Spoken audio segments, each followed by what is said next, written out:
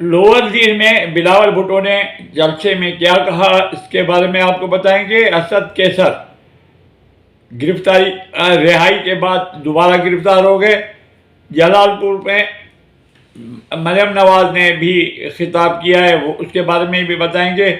और नवाज शरीफ एक दफ़ा फिर कहने लगे कि मुझे क्यों निकाला, मुझे क्यों निकाला, इस पे बातचीत होगी।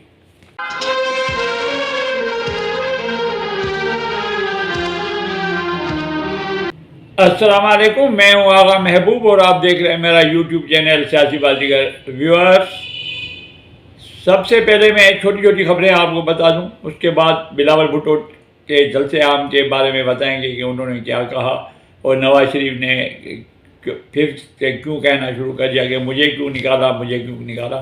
तो सबसे पहले मैं आपको बता दूं, आपको याद होगा कि एक खातून थी सारा इनाम, उसको बेदर्दी से कत्ल कर दिया गया था और वो एक सहाफ़ी के फर्जन ने उसको कत्ल किया था। तो उसके कत्ल के केस को का फैसला जो आज महफूज कर दिया गया है और 14 दिसंबर को ये फैसला सुनाया जाएगा। अब देखना ये है कि अदालत इस केस में कातिल को क्या सज़ा देती है और इस केस के ऊपर सबकी नज़रें लगी हुई हैं। कातिल भी मशहूर शख्सियत थी और मकतूल भी। तो ये 14 दिसंबर को अब ये होगा। उसके बाद आते हैं जनाब, पीटीआई के जो लोग हैं गिरफ्तार भी हो रहे हैं, ज़मानतें भी हो रही हैं और फिर उनको पकड़ा भी जा रहा है। तो ये एक किस्म से चूहे बिल्ली का खेल चल रहा है, चूहे बिल्ली का खेल चल रहा है। ये अदालतें छोड़ देती है, ज़मानत हो गई भाई, चलो वो बाहर निकलने से पहले गिरफ्तार हो जाए।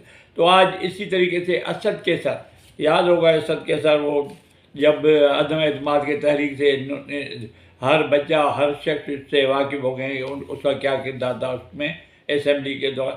तो उसको 9 मई के तोड़ फोड़ के वाक़यात में आज मैदान में ज़मानत पे रिहा कर दिया गया। रिहा होने के साथ स्वाबी की पुलिस जो चंदी फासले पे है, स्वाबी अगर आप लोगों ने देखा होगा मैदान के करीब ही है, तो स्वाबी की पुलिस ने MPO3, ये एक किस्म का हुकूमत के पे कोई केस हो ना हो, MPO3 में किसी भी शख्स को गिरफ्तार करते, तो उसको MPO3 के तहत गिरफ्तार कर लिया गया। अब ये दोबारा वो उसी जेल में रहते हैं या वापस लेके जाते किसी और जेल में, बहरहाल MPO3 के तहत नज़रबंदी का होता है ये, तो उसके तहत इनको गिरफ्तार कर लिया गया। अब आते हैं नवाज शरीफ के बारे में। नवाज शरीफ एक बार फिर मुझे क्यों निकाला, मुझे क्यों निकाला।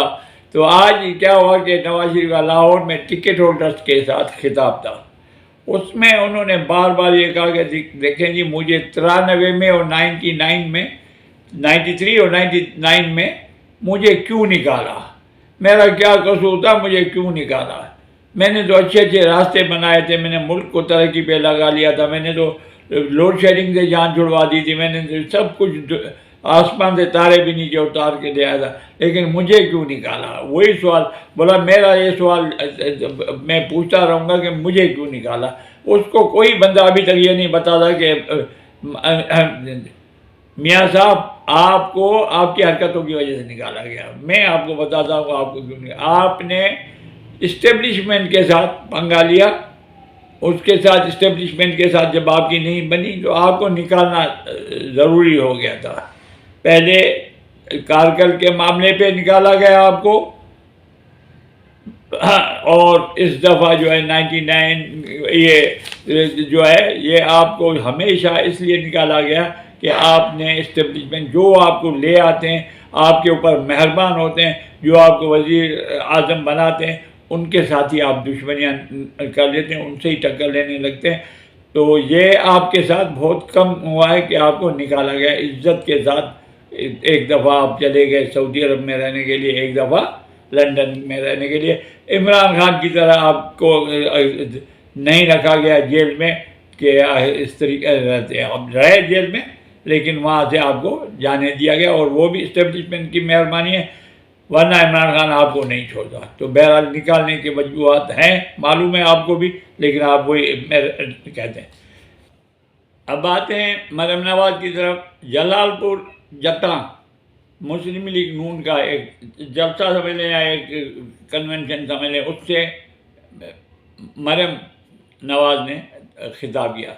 उसमें खिताब तो क्या, वो टोटल जो है एक किस्म से सोच के आई थी कि इमरान खान के बारे में ही कहना है।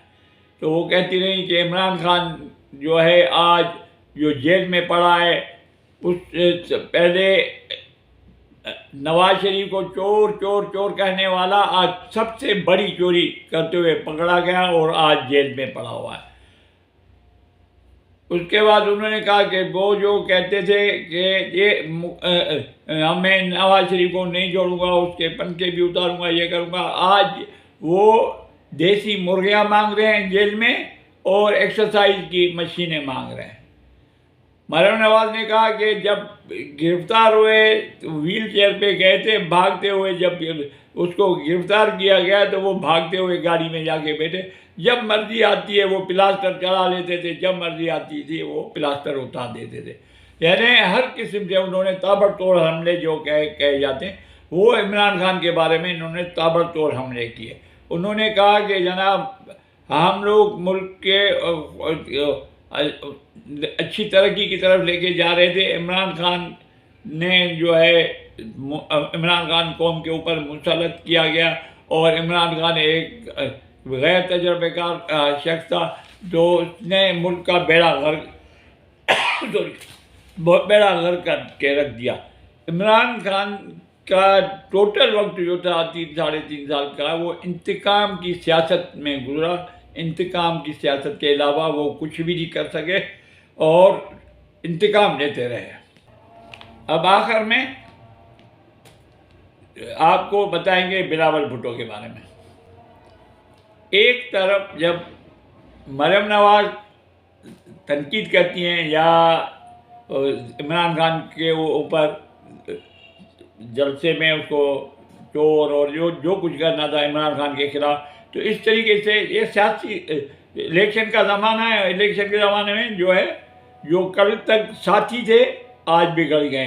कल तक इत्तेहादी हुकूमत में शामिल थे, पीपल पार्टी भी शामिल थी, नवाज शरीफ वाले भी थे और बड़ी मीठी मीठी बातें कर रहे थे। आज वो आपस में एक दूसरे की पगड़ियाँ उतारने के चक्कर में। तो आज बिलावल भुट्टो ने जलसा किया लोअर दी APK में।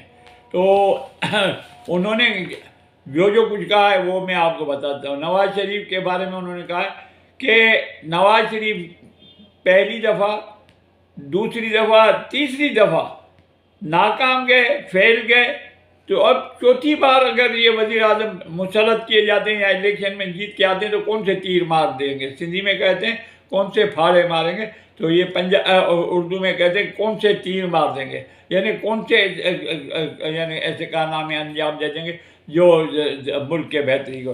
3 दफ़ा वो पिट चुके हैं। तो ये बड़े जलसे में लोगों की बड़ी रश थी उस सब के सामने, वहाँ दीद के पठान वहाँ पे उन्होंने ये कहा। उसके बाद उन्होंने कहा कि इत्तेहादी हुकूमत में वज़ारत ख़जाना जो थी वो नूनी के हिस्से में थी, उसमें इन्होंने कौन सा मुल्क की तरक्की कर दिया, कौन सी महंगाई को कंट्रोल कर दिया, कौन सा इन्होंने क्या कर दिया।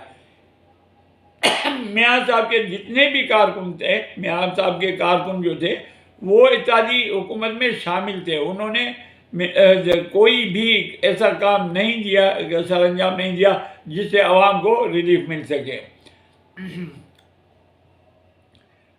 मियाँ साहब के बारे में बिलावल भुट्टो ने कहा कि मियाँ साहब को जो भी हुकूमत में ले आता है सबसे पहले तो वो अपने मौसन के पैर काटते, मौसन के साथ लड़ जाते हैं, यानी इस्टेब्लिशमेंट उसको ले आती है। इस्टेब्लिशमेंट से नवाज शरीफ जो है वो फंडे करने लग जाते हैं, मजबूरन उनको उसको कान से पकड़ के उसको उतारना पड़ता है। ये बिलावल भुट्टो कह रहे हैं कि जिससे जब भी इसको लाया गया तो इसने उसी अपने चीफ ऑफ आर्मी स्टाफ से या उस आर्मी से या अपने इस्टेब्लिशमेंट से फंडे किए और उसकी वजह से इनको जाना पड़ा।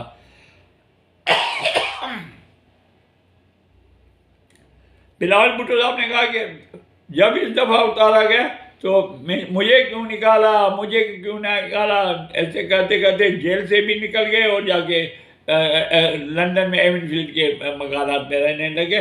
4 हफ्ते की छुट्टी पे गए थे और जाके 4 साल रह के आ गए। तो ये सियासतदान ऐसे हैं कि जो मुल्क को किसी भी हाल में वो छोड़ दें, लेकिन अपनी जान बचा के जो है फरार कर दे या हिफाजत समझने ऐसे निकल के चले जाते हैं। ये बिलावल भुट्टो ने कहा। अब एक बड़ा इल्ज़ाम लगाया है बिलावल भुट्टो ने PTI मुस्लिम लीग नून के ऊपर। कहा कि PIA के लिए आपने सुना होगा निजकारी के बारे में बातचीत चल रही है। तो बिलावल भुट्टो का कहना है कि PIA को बेचने का इरादा नहीं है बल्कि ख़रीदने के ख्याल से ये चीज़ चलाई जा रही है। नवाज शरीफ PIA को ख़रीदना चाहते हैं, लेकिन हम इसको नाकाम करेंगे। हम PIA को मुस्लिम लीग नून की मिल्कियत नहीं बनने देंगे, उनको ख़रीदने नहीं देंगे। तो भाई एक PIA खसारे में चल रहा है, खुदा की खौफ करो। दुनिया कह रही है कि PIA को भेजो। PIA के ऊपर कर्जा इतना है कि दूसरे मुल्कों में उनके तैयार जो जैसे पठान घर पे आके खड़े हो जाते कर्ज लेने के लिए, तो वहाँ पे तैयार है उनके जब्त करके खड़े हो जाते कि भाई कर्जा वापस करो, नहीं तो अभी हाल में ही देखा आपने 1 हफ्ता पहले कि पार्टी कितनी जंग हंसा हुई, PIA का तैयारा पैसे दे के हम लोगों ने रिहा करवाया। तो बहरहाल बिलावल भुट्टो कहते हैं ये सिर्फ सियासी बातें जो कहा है वो मैं आपको बता रहा हूँ। ज़रूरी नहीं कि मेरा इनके साथ इत्फाक हो इन बातों से। तो ये कहा बिलावल भुट्टो ने कहा कि हमारा जो यकीन है इलेक्शन के ऊपर है, इलेक्शन के अलावा हम सिलेक्शन को कभी नहीं मानते, न कभी हमने सिलेक्शन का कभी हिस्सा बने। तो ये चीज़ें भूल जाए कि पीपल्स पार्टी किसी से उम्मीद रखेगी या करेगी। पीपल्स पार्टी अगर कामयाब होगी तो इलेक्शन के हिसाब से अपने वोटर्स की वजह से और इसके ऊपर। बिलावल भुट्टो साहब ने कहा कि खिताब मुखातिब होते हुए कि नवाज शरीफ साहब आप बुजुर्ग हैं हमारे, आप हमारे बड़े हैं, आप उम्र में बड़े हैं, आप हमारे बुजुर्ग हैं। आप वोट को इज़्ज़त दें, वोट को रुसवा न करें। आप जो है इलेक्शन पे यकीन रखें, सिलेक्शन का सहारा न लें। यानी डायरेक्ट उनको कहा कि आप जो है आपको लाया गया, आप जो उम्मीद की नज़रें लगा के बैठे हुए हैं। जैसे इमरान PTI के जो थे अपने इमरान खान उंगली के इशारे पे चलते थे, तो इस तरीके से आप उसका इंतज़ार न करें। आप जो है इलेक्शन में आप हिस्सा लें, कामयाब हो जाएं, बेशक आप हुकूमत बने। उसके बाद जनाब PTI को भी बिलावल भुट्टो साहब ने नहीं बख्शा। PTI के इमरान खान के लिए कहा कि इमरान खान जो इस वक्त जेल में है अपने करतूतों की वजह से, अपने अमाल की वजह से, अपनी चीज़ों की वजह से ये जेल में है। वरना हमारे जियाले उनको कह चुके थे कि जमहूरियत जो है वो जो है सबसे अच्छी चीज़, जमहूरियत पे यकीन रखें। लेकिन इमरान खान ने कभी जमहूरियत पे यकीन नहीं रखा, उनकी नज़र होती थी उंगली के इशारे के ऊपर। अब उंगली के इशारे के ऊपर वो चलते रहे और उंगली के इशारे की वजह से अब जेल में गए हैं। तो ये अगर जमहूरियत पे रहते, अगर किसी पार्टी से इंतकाम नहीं लेते और तमाम पार्टियों के साथ मिलजुल के चलते, तो आज इसकी गिरफ्तारी के खिलाफ तब कोई ना कोई सियासी पार्टी उठ के खड़ी होगी। आपको याद होगा जब भुट्टो साहब गिरफ्तार हुए थे तो असगर खान पहले शख्स थे जिन्होंने भुट्टो की गिरफ्तारी के लिए जो है धरना दिया था और जलसा किया था। तो इस तरीके से इमरान खान के लिए भी कहते, लेकिन इमरान खान ने न इस्टेब्लिशमेंट के साथ बनाई, न सियासतदानों के साथ बनाई। ये किसका कहना है? ये बिलावल भुट्टो का कहना है। तो ये जो है बिलावल भुट्टो कहते हैं कि ये जो इसको लाया गया, मुसल्लत किया गया इसका ज़मान पार्क का वज़ीर आज़म, तो उसको कम से कम सियासत की सूझबूझ होनी चाहिए थी और मुल्क को सही तरीके से चला दें। और रियासत मदीने के दावे करके बैठ गए और कई झूठे वायदे के घर बना दूंगा मैं, नौकरियां दिलवा दूंगा, कुछ भी नहीं कर सके। आवाम बिल्कुल इसके मुखालफत में गई और फिर इस वक्त जो इसका हाल है वो खुद जो है जेल में है। तो ये थी अब तक की जितनी भी डेवलपमेंट थी वो मैंने आपके सामने डिस्कस कर ली है। अब कोई डेवलपमेंट होती है तो फिर मैं आपकी खिदमत में हाजिर होऊंगा। जिन दोस्तों ने अब तक मेरा यूट्यूब चैनल सब्सक्राइब नहीं किया उनसे गुजारिश है कि सब्सक्राइब भी करें, बेल आइकन को भी पुश करें। इससे हमें जो है आप लोगों की मदद मिलती है और आपको देखने के लिए हर आने वाली वीडियो आप तक पहुंच जाती है। इजाज़त दीजिए। टिल द नेक्स्ट, पाकिस्तान जिंदाबाद।